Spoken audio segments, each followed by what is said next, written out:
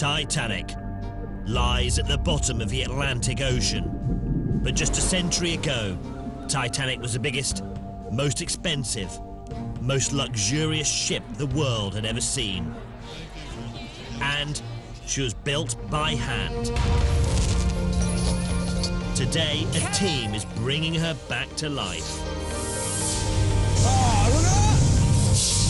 Hit that. Stop. Their mission, to rebuild iconic sections of the world's most famous ship. The Titanic tanker has come back to life. Using the methods of 100 years ago. It's almost like, you know, I don't want to do this. It's too scary. They'll walk in the footsteps of the engineers who powered everything from her deck lights to the gym equipment. Run. And pay tribute to the men and women who built Titanic.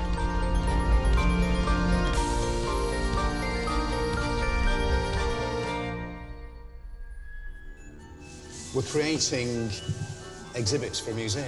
You know, we've got everything. This time, our team attempt to build a section of Titanic's grandest first-class space and one of its humblest cabins. They'll struggle learning craft skills all but extinct today. Ooh. And unravel a Titanic mystery. Ah, look at that. That baffled Hollywood. Go through green. Just doesn't look right. Meet 4 intrepid experts. Brendan Walker is a former aerospace engineer. I've designed everything from fighter jets to roller coasters. If it's got a plan, I can build it. Yuande Akinola is a design engineer. Yay. Dave Wilkes is a steelworker who's built skyscrapers, while Luke Perry is a traditional metal worker. What really interests me is how things were made 100 years ago and the stories of the people that made them. The team's mission begins here at London's exclusive Reform Club. Look at the size. How do you have Rav live? Absolutely massive. Before starting work on Titanic's interiors, her designers visited top hotels and private clubs like this one for inspiration. Apparently there's 1,000 glass lozenges up there and each one's individual. That's craftsmanship, isn't it? Unchanged in over 100 years, the interiors are a showcase for the best craftsmanship of the industrial era.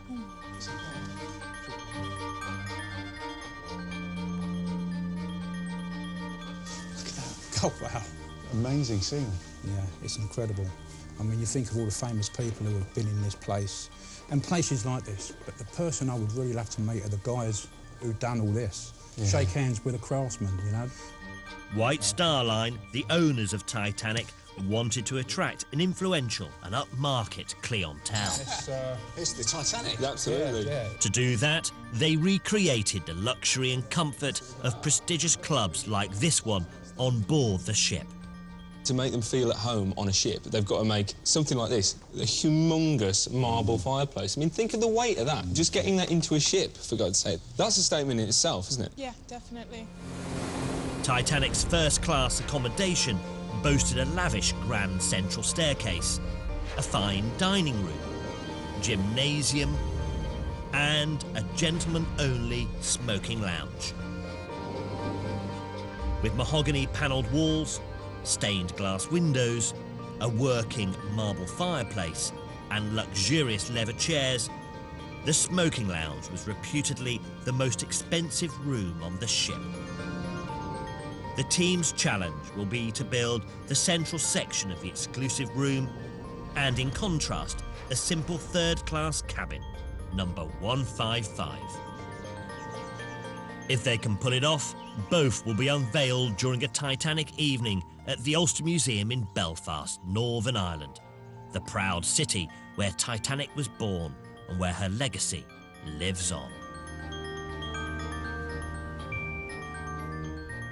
To help them get to grips with the tools of the period is master carpenter Mark Cass. I'm Mark. Right, Dave. Good man. Most ambitious part of it is the fact that we're doing it all by hand tools. But therein lies its charm, because everything's not just bang, flat, featureless. Everything had a slight... There's the evidence of the hand on all the work, but that makes it look great. Few plans of Titanic's interiors survive. For the first-class smoking room, the only visual reference they have are these black and white photographs taken on board Titanic's near-identical sister ship, Olympic. It's not much to go on. We're going to have a go at reproducing this entire wall, all right? And I don't gasp, right? There's a ton of work in here. All the pictures are black and white. Obviously got this whopping big fireplace. You know, everything was quite heavy. It was kind of gloomy, yeah, and certainly these will be backlit, the stained glass. If we concentrate on some of the bigger features, the stained glass window, the detailing across the top, the picture frame, the furniture, the flooring, I mean, that in itself is an awful lot of work. It's a load of work, Brendan. But bringing all that together is obviously going to make, when we bring it all together in this big set, it's going to make the whole thing sing out. You'll feel like you were there. Unless we start to learn very quickly the subtleties of the task, it's going to look a bit embarrassing, because this is an exhibition in a museum about the quality of the workmanship of Edwardian times, but it's all about tools, and it's about paying attention to what they're doing, because there's nothing automatic about them. Much of the work on Titanic's interiors began in June 1911 at Harland & Wolff's fitting-out wharf in Belfast, Northern Ireland. Following hundreds of hand-drawn designs, carpenters and painters worked tirelessly to create a new standard of luxury throughout the ship.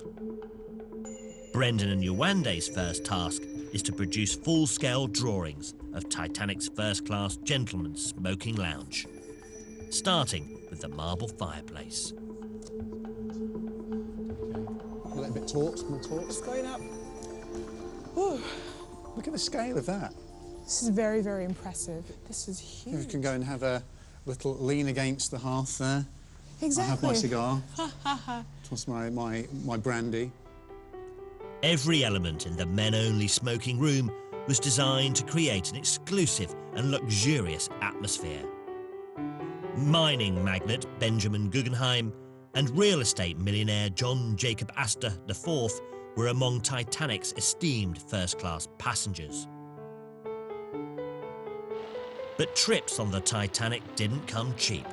A one-way first-class crossing cost the equivalent of $70,000 of today's money.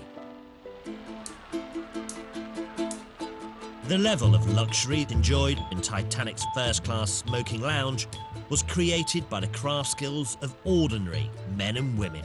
Right, we're going to make some chairs. To follow in the footsteps of these craftsmen, Dave will try and make an iconic leather chair by hand. Go for it. The Rolls-Royce of armchairs encompassed a range of highly skilled crafts. First, simple pieces of beech are meticulously planed and drilled by hand. Hell of a skill, wasn't it? It was just drilling a bloody hole. I did use these when I was at school, but I was crap at woodwork then. How many chairs was there on the Titanic? Oh, don't. And the Olympic, and there's some guys are doing this all day long. Punishment duty, that is, isn't it? Mark, gone. Get the kiss drill over, will you? That power drill. Harland & Wolff, the shipbuilders who built Titanic, employed a team of carpenters to fit out her luxurious interiors. Their skills ranked them amongst the best paid tradesmen in the docks. Having carved and drilled all the wooden parts for the chair, it's time for the rest of the gang to help Dave assemble the pieces into a frame. What sort of stuff is that? And this is Scotch glue. This is it's a hot glue derived from like boiled up animals. It's, really? Yeah, hoof, horn, and hide. Okay. And this is an old recipe, obviously. It's been going for like hundreds of years. Oh, it's lovely. it smells like my dog when he's been out running in the rain. As soon as the glue cools, it sets hard. Everyone will have to work as fast as possible to assemble the pieces of a chair together. The military operation, we want to get it done in 2 minutes or less, right? Start scorching. The wood is heated to stop the glue from setting too soon. Go on, slobber it on. More. Just keep it steady. Right, front rail. Go, front. We got the front. Right, clamp on Move the peg. Okay. I'll tighten her up. We need to... As the clamps are added, the clock is ticking. Right, that's it. Second one on. Get the clamp up. Brendan. Yeah, I've done that, yeah. Back on. Is it trapped? Yeah, just hang on, back off just a little bit there. We're Okay. underneath, just a tiny bit. Sorry. Yep. Yeah. That's it. Okay. We're in. Tighten it to the max, Dave. Give it And everything. keep going. That's it. Looking good to Yeah, me. okay, cool. Yeah. Well done, team. Tell you what, it looks like a chair. Yeah. It does look like a chair. I shouldn't be surprised, but it's great. It's taken Dave a whole day just to make the bare bones of his Titanic chair, and there's more skills still to master. I'd never attempt to do anything like this in my life, you know. It's a bit too ambitious for me, especially woodwork. I could have made you one out of lump metal, but it wouldn't look the same, I don't think. I am really looking forward to seeing it all in its final glory.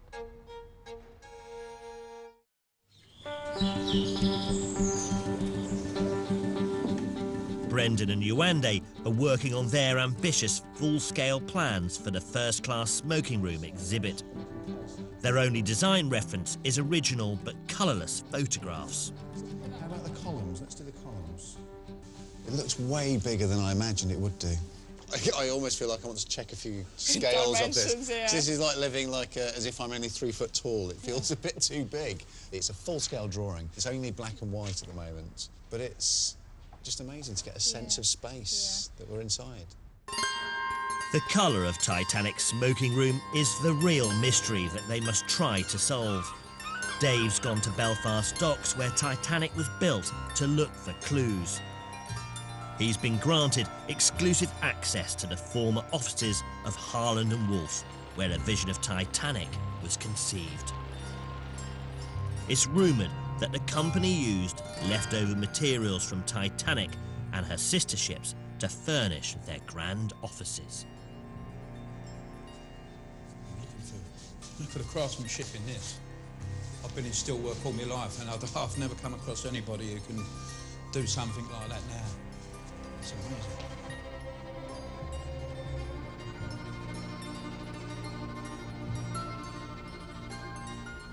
So this would be the centre of everything. Is Harland and Wolff with building their ships with people, getting drawings and ordering material and everything else. It's absolutely amazing. Now deserted, these former working offices are soon to be restored as a luxury hotel. But Dave's more interested in the history under his feet.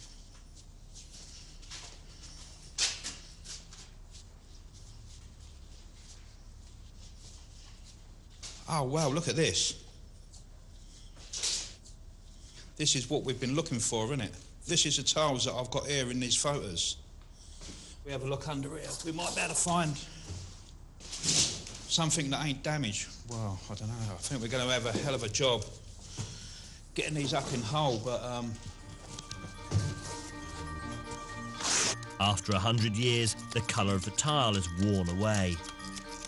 it's very, very delicate, extremely delicate. It's a bit like touching history. It's a bit like touching part of the Titanic, to know that these are the same type of tiles that they use. I just hope I do it credit.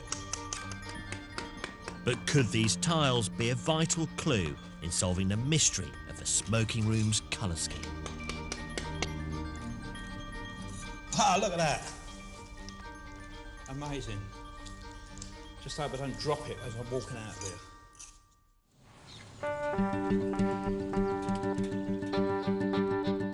Back at the workshop, Brendan's been doing some detective work, studying these remarkable colour photographs of Titanic's wreck site. The answer to the mystery of a smoking room's colour scheme may lie at the bottom of the ocean. You know those tiles you brought back from Harland and Wolff? Yeah. Well, you know, they didn't have any colour on them. Well, I've actually found some information which is actually going to help us put some on. What we have got from a recent dive down to the wreck of Titanic, we've got these photographs which show us some of the colours. Yeah. This tile, you can clearly see that the outside is actually red, so you can see colour on this photograph. It's very clear. They're in better condition than the ones that I went to get. I can't believe it. The tiles and chairs in the first-class smoking room of Titanic's sister ship Olympic are well documented as being green. James Cameron copied this green colour scheme for the smoking room in his famous film Titanic. But that was before these revealing colour photographs were taken. Looking at the evidence, Brendan and Dave now think Titanic's colour scheme was probably red. Let's say this is your chair that you're making here, the flooring. This colour, the red here, is for fair, you know, match to the tile, but, you know, it just doesn't look right if you go through green. No, I wouldn't have. All those different colours, blues, purple, you know, that red really is... The red, to me, with the colour of these tiles, looks perfect. Yeah. If you went for a red leather to go with the tiles, I think that'll tie in really well with the overall colour scheme. I think we'd set it right off. Yeah. Now Dave knows the leather for his chair is red, he dons his rubber boots and heads to Clayton's Tannery in the north of England. One of just a handful of traditional tanneries that still exist. Hello, Ian. I'm Dave. Hi, Dave, how you going? How you doing, mate? Apparently, you've been lumbered with me today, and... To help Dave prepare the leather is foreman Ian Wetherall. For, what's that cow shit on there? Yeah, it's cow dung. Each piece of luxury leather starts life as this. So you can tell a decent skin just by experience of... Yeah, if you open it out, have a look. Something that's like no holes, not too heavy, not Really? Not stale and hard. Yeah. If you have a look, it's not too thick, it's nice and supple. So this would be sort of ideal for sort of like a chair covering, what we're looking for. Not be too bad. Hides are soaked in lime solution for 4 days before being given a shave. Pull it on here and we'll take what's left of the hair. Right. It's quite a heavy, smelly job, isn't it? Leg on one side, leg on the other. And this is exactly as they would have been doing it like 100 years ago. What do you reckon, mate? Natural. It must be the old Sweeney Todd apron I've got on. At the time of Titanic, this was one of the world's filthiest jobs. And 100 years on, little's changed. I've got to ask you, what is all this crap in here? That is all the flesh and trimmings that we don't use. That bit there, you can see where the rats have eaten the fat. Really? It does smell a bit. Oh. The traditional tanning process requires hides to soak for several weeks to strengthen and preserve them. I can smell the aroma coming up from here. This is the strong bit, Yeah? which is ready for coming out now onto these pallets. So this is all ready? The liquid is called tanning liquor, which today is made from wood and water. Sort of 100 years ago, was it the same process or...? No, it was traditionally dog muck. What, dog shit? Yep. The tanners used to employ certain people to go around the streets at night picking up the dog shit, and that'd become into tanning. Probably wouldn't be a bad idea to do that now, actually. Save us a lot of money if we did. So now you can see it's starting to look like leather, isn't it? You know, as you would expect it to be. I think this is the most important job because you're taking dirty hide and you turn it into a beautiful piece of leather. Yeah. That's sold all over the world. Yeah. In this country, there's not many that can say I'm a tanner. No. I often tell my wife that I was born in wrong generation. The designers of a first-class smoking room fashioned a luxury interior to disguise the raw metal structure of the ship. Wooden panelling covered up engine casings and ventilation shafts. And large stained glass windows were lit from behind to give an impression of sunlight from the outside world. Yuande's task is to make 2 of the stained glass windows by traditional methods. This is English antique glass in the Midlands, the only place left in the United Kingdom that makes flat glass in the traditional way. This makes Walter Tinches one of the last master glass blowers. These are some of the glasses, flat glass we do make. This is a streaky CD. As you can see, all the streaks of purple in it with all the little blisters is classed as seed. It's beautiful. It's extremely beautiful. To create the streaked effect, molten glass is dipped in shards of coloured glass and put back in the furnace to melt. Don't be in too much hurry. Turn it slowly, turn it too fast, slow it down. Twist it. It's like it's going to drop off. It's really hot. During Titanic's time, glass blowers were amongst the highest paid craft workers, but their working conditions were tough. Glassworks were hot, dry and smoky places, and men traditionally used vast amounts of beer to rehydrate themselves. As a result, many died prematurely from liver disease. Go over to the blocks. keeping it straight.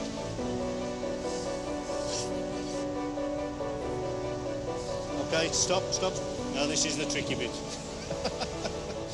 This complex process takes speed, strength and concentration. It's a world away from the entirely automated method of modern production. Steady. Spin on the back of the iron. Spin. Bit out to Mike. Oh there. Yeah. Nearly there. But with the glass costing over $150 per square metre, breakages are costly. Never mind. Now it went a bit cold. Colonel. All right, don't worry. Luckily, the damage has left the main cylinder of the glass still intact, and there's just enough still to work with. Use this rod to get it as open as possible. Right. Stretch it out, yeah. And then you just go in with this block of wood. Oh, and flatten it out. It's taken a day and a half to make a piece of flat glass.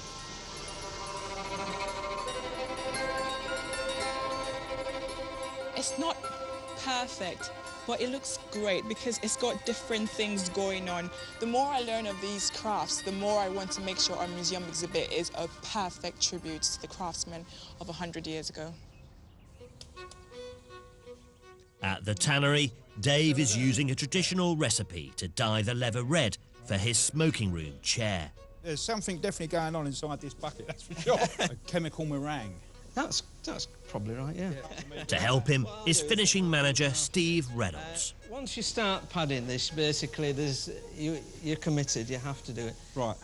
Padding is the technique where the dye is applied to the leather. Quite satisfying, really. Oh, yeah. If you go over it too much in one spot, you can feel it start to bite. It sticks, that's right, yeah. Now, just take off that streak. Oh, right, yeah, I see you. We're not doing too bad here, but they would do about 10 or 12 an hour. Really? Yeah. So I better get me backside in gear, eh? That's if I want to keep this job. Yeah, at the moment you owe us money. We're just going to throw this in. Go around the other side and pull it through, yeah? Please, Dave. The next stage is to emboss the leather. This is very similar to what we think was on the Titanic. The pattern stamped on Titanic's first-class smoking room chairs remains a mystery. But Dave's plumped for a paisley pattern used on the leather chairs on sister ship Olympic, as many patterns and designs on the two ships were identical. Well, that's all right. That's not bad, yeah. I've done everything on these hides apart from go out in a field with a lasso and grab hold of it and bring it down and slit its throat and gut it. For just one luxurious chair, it's taken over 100 man-hours to make the frame and prepare the leather. Upholstering it will be Dave's next challenge. That's the bit I'm really looking forward to. Seeing it from a dead skin on the floor to something that's going to be really nice and flash. So someone with a lot of dosh in their pocket can get their brandy and their cigar out and sit their big fat arse on it and not appreciate what I've done.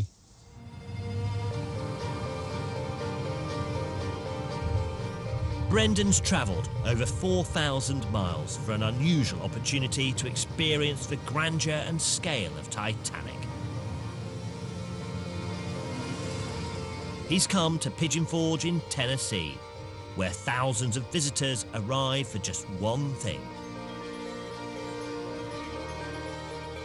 This is the largest museum in the world dedicated to the legendary liner. It's filled with artefacts and displays. But what Brendan has really come to see is their full-scale replica of the first-class Grand Central Staircase. We've come aboard and gathered here for a most joyous and very special occasion. Todd and Casey, together, have charted a course through the ever-changing sea that is life. Titanic enthusiasts can even get married on this symbolic centerpiece of a ship's design.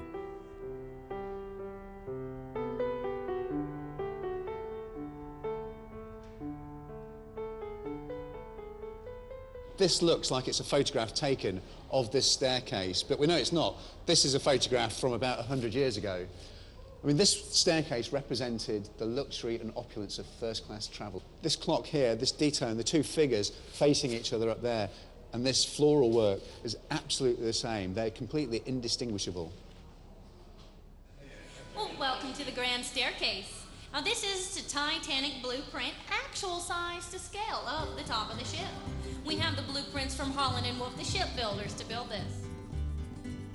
The brains behind the museum is former TV producer John Joslin.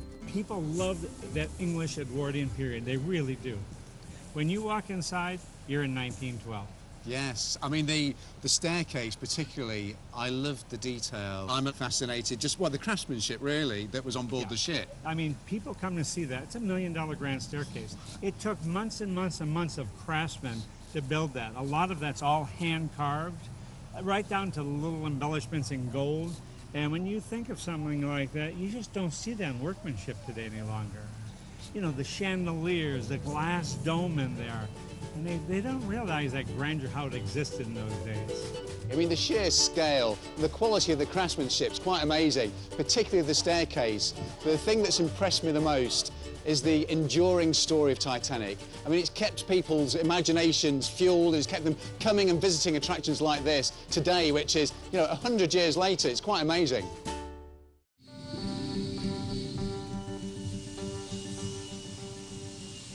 Back in the UK, and with the smoking room build gathering pace, Brendan's come to meet film set designer Dave Allen. I think we're going to need some help putting this together. Yeah. In 1911, White Star Line gave shipbuilders Harland and Wolff a blank cheque to fit out Titanic's interiors. But without unlimited funds, our team are going to have to think a little more creatively. At this time, they used many different techniques to deceive the eye, in a way, as to what the material was. I would hazard a guess that these possibly other items on here were cast in plaster. Once you've got one carved item, you can make a mould. Once you've got the mould, you can make as many as you wish. So that's a real kind of smoke and mirrors. There's a great deal of illusion about it. Fantastic. Here in the centre of the room, we've got a marble fireplace. Yeah. It's a massive piece of marble. You know, it's huge. way over 2 metres Yeah, wide. yeah. And it's got to cost tens of thousands of pounds. We need to recreate this, but obviously not as expensive. I mean, are there ways we can do that? Yes, absolutely. I think probably what we're looking at here is to make it from timber, use timber mouldings, yeah, and then have it marbled. Marbled? Yeah, Is that's that the a way to go. technique, is it? It's a technique. We get the scenic artist in. It'll have scale, it'll have grandeur, it will have the real essence of the original. Yeah, I can't wait to be next to this fireplace now. It's going to look good. Great. The rush to complete the build is now on, and the cavalry has arrived to help Dave finish his leather chair. All right, you must be Dave. Hello, mate. Nice to meet you. You must be Roy. Roy Fearbold has been in upholstery for 40 years and served as an apprentice making furniture for ships. Which you don't see many of these. These are from my dad's. A century ago, upholsterers were well paid and were highly respected amongst their fellow craftsmen. Now, the problem is this, if you're an upholsterer in 1912... Right.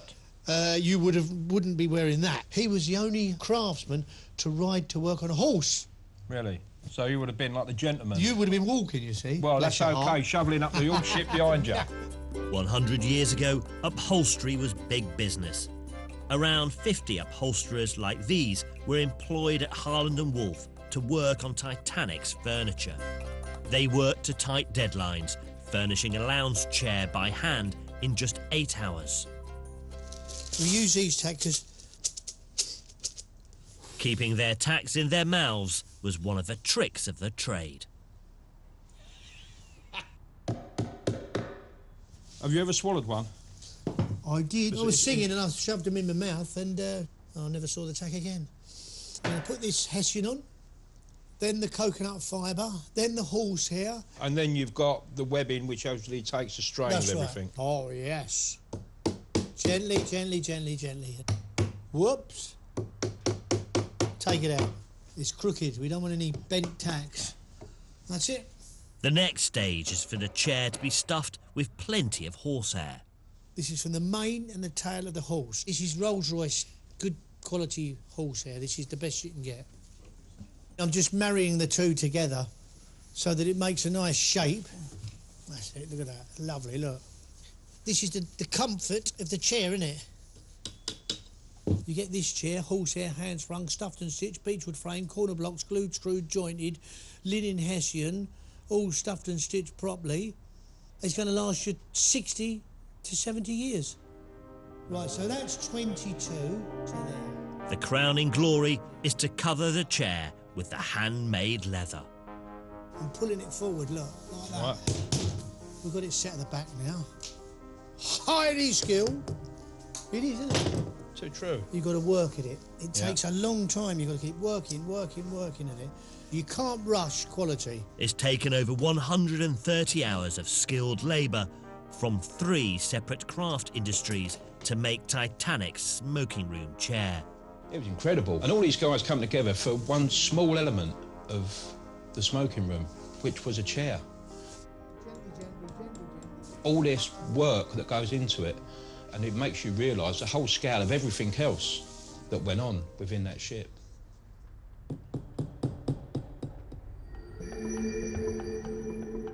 With just 2 weeks until the team unveil their Titanic smoking room exhibit, creating the stained glass windows is the next challenge. What about using this for the gourd? Yewande is now working on the design of a window with glass artist Emma Blunt. When you're doing stained glass, you've got to think jewellery, shininess, and lots of different colours next to each other. She is copying a design from photographs of the stained glass windows on Olympic, Titanic's sister ship. Yewande's first job is to make the gourd in the centre of a picture. Along the line, just do an easy bit, just do that little bit. Okay. Even pressure, even speed. Now come off. Yes, good. Okay, break it. All right. Yay! Ooh. It's good. Yay. In 1912, the standard was just so high. Separate people would cut the glass, and different people would paint it, and different people again would glaze it. And they'd do it every day of their life since they were 15. So they died. So they just do it all day, and they just could do it perfectly. The same guy that designed the window would not have been seen dead cutting it. The glass painters had a 5-year apprenticeship, and they had a bit higher status. There's a bit more skill involved. But they didn't like passing the crafts on because then their job security was threatened. Oh, right. So especially with glass painting, they would hide away. They wouldn't let the apprentice see how to do it. Let's brush the dust off, and then it's ready to go. Hold it up and see what it looks like. Nice. Yeah, it is. It looks like it's beginning to look like a gourd. That looks like a pumpkin. Yeah. The women depicted on the stained glass windows would have been the only women allowed in Titanic's first-class gentlemen's smoking lounge. The divisions that existed in society at the time were designed into the very structure of Titanic. Gentlemen had their smoking rooms, ladies had their writing rooms, and the classes were kept firmly apart. Most third-class accommodation was crammed in spaces amongst the mechanical workings of the ship, clearly segregated from first class. To find out what third class was really like, the team will build family cabin number 155 as part of their Titanic exhibition at the Ulster Museum in Belfast. Both the smoking room and the cabin will be scrutinised by the community who built the originals. To build their Titanic third-class family cabin, the team have turned to master carpenter Mark Cass for some expert guidance. It's obviously a bit very plain and simple. Simple panelling, flat panelling. We've got the ceiling's exposed, all the girders and such. Third-class family cabins were a 30th of the size of first-class suites. Up to 9 family members shared one of these cabins. Complete opposite to what the smoking room said. But saying that, I'll be completely honest, I would think that some of the people that were actually going third class there probably never seen a room like that. It's not it's nice. Probably quite luxury. No, with a little basin in there, running clean, water. Yeah. Clean for sure, Between 1900 to 1910, 8 million people emigrated to the United States, many on transatlantic liners looking for work and a new life in a new world. Liners competed for a share of this market, and Titanic's one-way third-class ticket cost $36, the equivalent of over $800 in today's money. For that, Titanic's third-class family cabins offered an electric light, a wash basin with running water, and for an extra level of comfort, the steel walls were clad with tongue-and-groove wooden panelling. Compared to other liners, Titanic's third-class passengers were well catered for. They had a dining room with an all-inclusive third-class menu, an exercise area on the poop deck to take in the sea air, and they even had a general room complete with piano to gather round and sing their favourite music hall ditties. The team have only a few days before they exhibit their Titanic interiors at the Ulster Museum in Belfast. The pressure is on. OK, stop that too. Right, camp on. Yeah. First, the walls for the third-class cabin Are we in? Is that going? are fixed together using hand tools and plenty of stinky Scotch glue.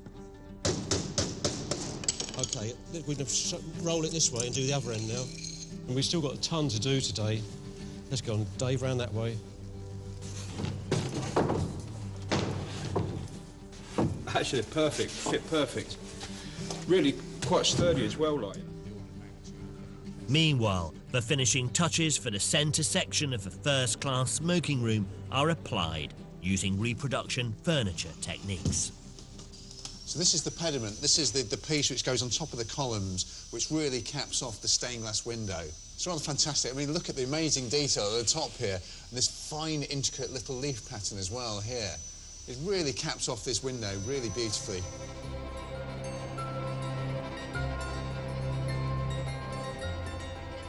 It's a little bit worrying that the components haven't actually been put together in England before we ship them out to Belfast. So the first time they come together is actually going to be at the museum. So that's something which is making me a little bit worried. Belfast, Northern Ireland, the city where Titanic was born. After weeks of hard crafting, our team have 48 hours to assemble their Titanic first-class smoking room and third-class cabin here at the Ulster Museum. Nice big piece upstairs. Actually, what I'll do is get in here and have a look. We'll take a whip. Yeah, you take the weight, I'll just go. Their exhibit will be scrutinised by the mayor and prominent members of the community. But for the team, it's crunch time. Will all their exhibition pieces fit together? Yep. First, the walls of the central section are erected. On Titanic, there were loads of instances where they were using techniques like this to prefabricate stuff off ship and then disassemble it, bring it onto the ship, and then bring it back together again. Once the fireplace is in there, it's going to set it right off. That's what you need. Once it's all dressed and the stained glass goes in, I think it'll look really impressive. Next, the linoleum is laid. It's patterned based on the tile found in Harland & Wolff's offices and the colour photographs taken from Titanic's wreck site. My hands are shaking. It's only glass. I'm so excited about it. A key feature of the smoking room wall is the stained glass windows made by authentic methods by Yewande and artist Emma Blunt. Try this in for the first time. Yeah? And let's hope it fits. And that Do you need me to hold it? is a really bad start. What's that? Is it too big? Too big. Too big. That's going to have to be all chiselled, all the way up that, or all the way up that. Obviously, when time's tight, Gary's going to end up having to chisel this out, which will take time. This is now a classic bottleneck. Right, who's got a sharp chisel then? Dave and Luke have also got their work cut out assembling the third-class cabin, number 155. I think the amount of work that's gone into building this third-class cabin is going to be the best cabin that's ever sailed the ocean, because the man-hours on it is unbelievable. Yeah, OK, good. OK. Books of business. Very nice. In memoria fabrum. It means in memory of the worker. Yeah, it's great. Now, watch your feet there, you two, in the middle. That's it. This isn't a stupid question, but is that meant to go in? First? Yeah. It'll... what, behind it? Yeah. Yeah. It is. It is. We know this fits now. It took an estimated 2 years to fit out Titanic with a level of luxury never seen before.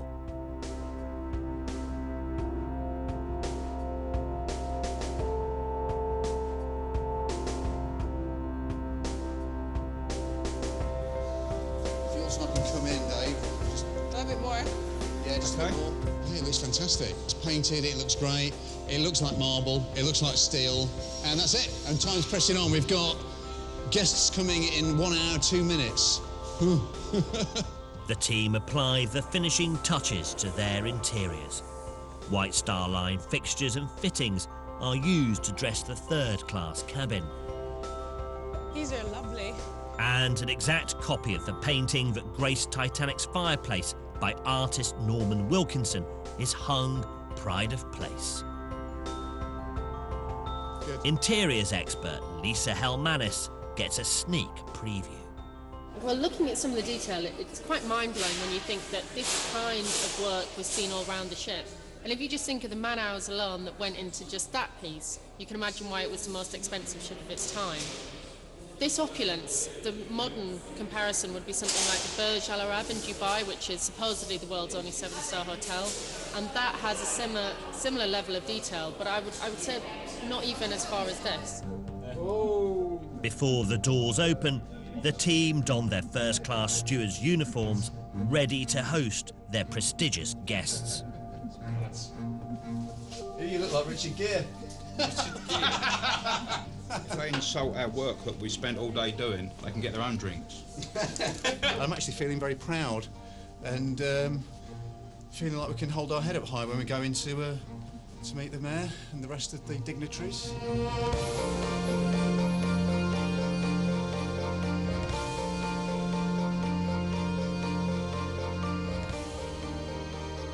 On the 29th of March 1912, 12 days before her maiden voyage, White Star Line invited Belfast VIPs and journalists to view Titanic's interiors. Today, our team have brought them back to life in full Technicolor. The guests include key members of the local community. You can just imagine Captain Smith standing there leaning against it. Totally. And Belfast Titanic aficionados dressed to impress. So grand. The carvings and the way the windows are and everything, it just really does create the illusion. It's so lifelike, you know? I love the fact that it's all so practical, that it actually had a lino floor, and the reason was people drank a lot and got seasick, so you just hosed it out the back door. Belfast people know about drinking. There's a wonderful buzz. People are really, really into this space. It's a very rewarding feeling. The finished product is really lovely. Are you proud of it? Yeah, extreme. Do you want to try it? Anybody who is walking here today and say, look at these chairs, look at the fireplace, look at the build that we've got behind us, you've got to be proud, haven't you? It's very small, isn't it? But it's no different from like a youth hostel. I would have thought it would have been more Spartan for a third-class cabin, to be honest. I'm surprised how comparatively nice it actually is. I think that people are fascinated more with the third-class cabin. It's actually the nitty-gritty that people are interested in. It's the way that their ancestors would have lived. Do you want to actually go in? Yeah, we bet. Come on then. I belong in here. This is your, sorry, this is actually their cabin. It's amazing what has been done, and the amount of work has been just unbelievable. And we have thoroughly enjoyed it, and it has just been awesome. What we'd hoped to achieve, it's worked. People's reactions genuinely being engaged and beaming, and I'm proud of it, definitely. I think anybody seeing it will be quite taken with the artisanship and the quality of it. Dubai, eat your heart out. You know, Northern Ireland got there before you.